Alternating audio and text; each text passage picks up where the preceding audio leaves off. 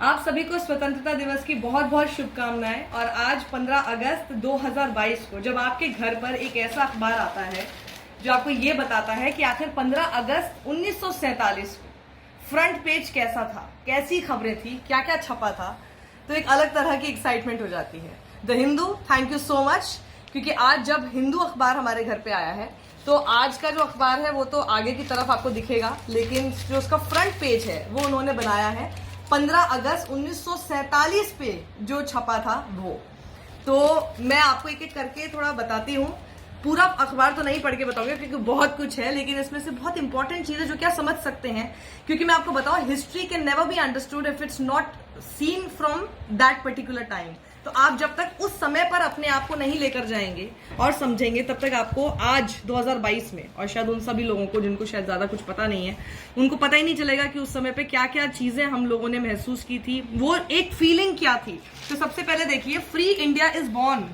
ये अपने आप में कितनी बड़ी खबर, जिसके लिए इंतजार न जाने कितने वर्षों से सब कर रहे थे, उस गुलामी को अंत करने के लिए। Free India is born, union constituent assembly assumes power, members take pledge of service to country, Rajan Babu's assurance to minorities। अब देखिए ये कितना इंपॉर्टेंट था, क्योंकि उस समय पर बंटवारा हुआ, कई लोग पाकिस्तान की तरफ गए, पाकिस्तान की तरफ से कई लोग भारत की तरफ आए जो भारत में रहना चाहते थे, क्योंकि पहले हम सब एक थे। लेकिन जितने माइनॉरिटीज, खास तौर पर मुसलमान, जो चाहकर पाकिस्तान में जा सकते थे लेकिन उन्होंने भारत को ही चुना था, तो इसलिए उनके लिए एक अलग तरह का खास अश्योरेंस देना बेहद जरूरी था कि आप लोगों के राइट्स हम कैसे प्रोटेक्ट करेंगे। तो ये जरा खास तौर पर आप सुनिए कि क्या कहा गया था राजेंद्र प्रसाद जी ने। The new Dominion of India was born on the stroke of midnight on Thursday when the Constituent Assembly at its historic session assumed power for the governance of the country and signified its approval of the choice of Lord Louis Mountbatten as the first Governor General of the Dominion. Earlier, addressing a hushed house, Dr. Rajendra Prasad, President, paid a tribute to the memory of those who had sacrificed themselves for the attainment of independence. Let us also pay our tribute of love and reverence to Mahatma Gandhi, who has been a beacon light, our guide and philosopher during the last 30 years or more। जो हमारे देश के पहले राष्ट्रपति, वो खुद बोल रहे हैं कि पिछले 30 साल से वो जिस तरह से हमारे लिए एक बीकन लाइट की तरह है, हमें रास्ता दिखा रहे हैं कैसे हमको आजादी की तरफ अपना सही रास्ता चुनना है, और इसलिए हम लोग उनको ट्रिब्यूट पे करना चाहते हैं।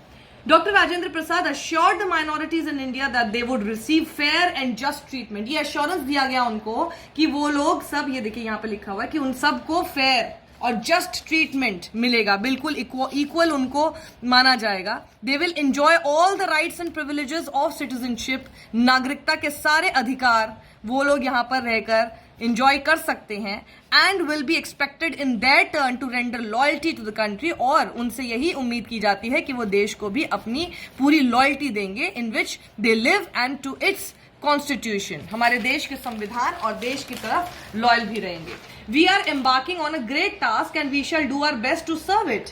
हम एक बहुत बड़े काम की तरफ चल रहे हैं, देश को आगे ले जाना है हमें, और अब हम पूरी तरह से जो अपना बेस्ट कर सकते हैं उसको सर्व करने के लिए वो कर रहे हैं। Moving a resolution that members of the assembly do dedicate themselves to the service of India and her people, Pandit Jawaharlal Nehru in an inspiring address declared, the service of India means the service of the millions that suffer। तो service of India का मतलब क्या है? उन सब की service जो जिन्होंने कुछ सफर किया है। The ambition of the greatest man of our generation has been to wipe every tear from every eye।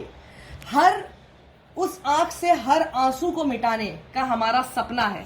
That may be beyond us, but so long as there are tears and suffering, so long our work will not be over। लेकिन वो कह रहे हैं कि ये सब कुछ पा पाना बेहद मुश्किल है, लेकिन हम जब तक एक भी ऐसी आंख होगी जिसमें से आंसू बह रहा होगा, हम ये नहीं कह सकते कि हमारा काम पूरा हो गया, हमने सब कुछ अचीव कर लिया। तो ये उस दिन है जिस दिन एक तरह की फीलिंग आ सकती थी लोगों को कि ये आजादी मिल गई, हमने बहुत बड़ी चीज हासिल कर ली। लेकिन ये वहां पर एक लीडर बोल रहा है कि अभी बहुत कुछ है, बहुत सारी सफरिंग्स हैं, और आगे भी अगर कोई सफर करता है तो हमारा काम खत्म नहीं होता, जो उस दिन तक खत्म नहीं होगा जब तक एक भी आंख में आंसू होगा।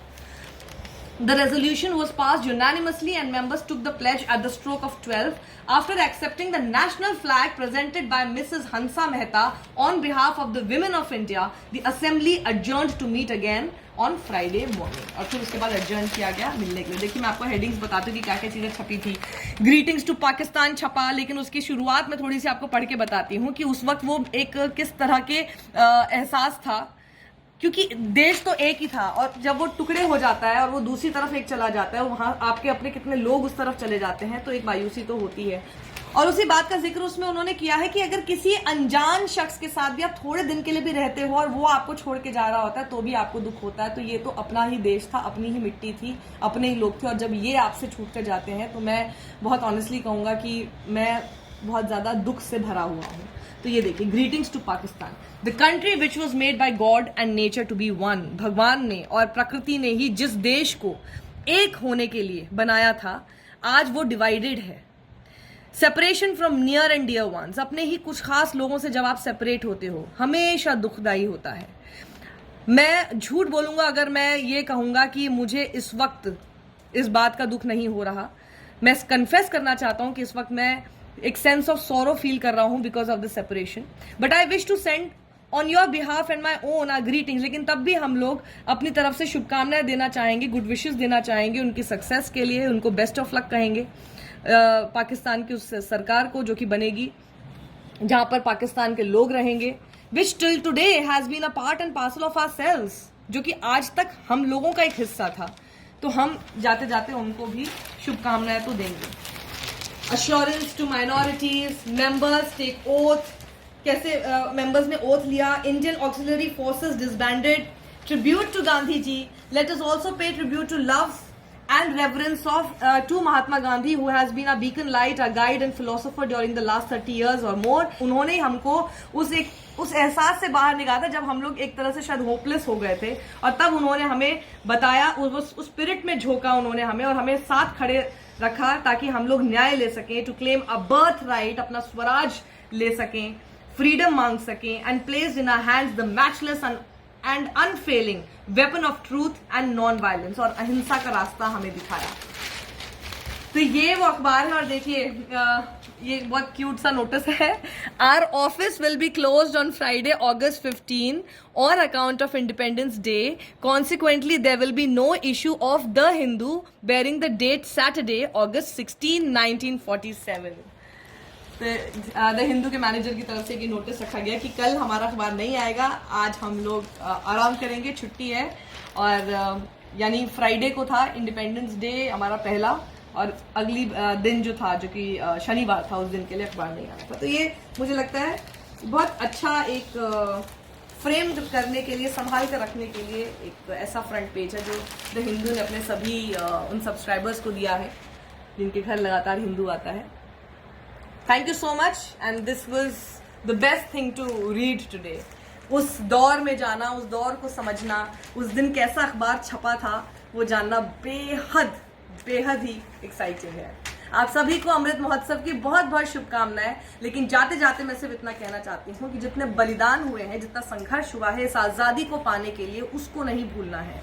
हम अपने जश्न में ये ना भूल जाए कि आखिर कितनी बड़ी जिम्मेदारी इन लोगों ने हमारे ऊपर, हमारे कंधों पर सौंपी थी, ताकि आने वाली जनरेशन्स खुली हवा में सांस ले सके, गुलामी के बगैर जी सकें, अपने देश में, अपने राज्य में अपने हिसाब से रह सकें। उसी सब, और अपना जो एक वो हमारे सामने एक रिटन, जिसको आप कह सकते हैं कि गॉस्पेल, जिसको आपको फॉलो करना है, वो छोड़कर गए हैं। That is nothing else but our constitution. Constitution में जो है उसको हम लोग फॉलो करें, उसको हम लोग पढ़ें, उसके हिसाब से हम लोग काम करें, एक अच्छे नागरिक बने, एक दूसरे की मदद करें, भाईचारा फैलाएं, शांति का पाठ पढ़ाएं, और हमेशा अपने देश को तरक्की के रास्ते पर कैसे ले जाएं इस दिशा में सोचें, और हमेशा अपने देश को इम्प्रूव करने के बारे में ही सोचते रहें। आई थिंक यही सबसे बड़ी श्रद्धांजलि हमारे देश के लिए हमारी तरफ से होगी। जय हिंद, जय भारत।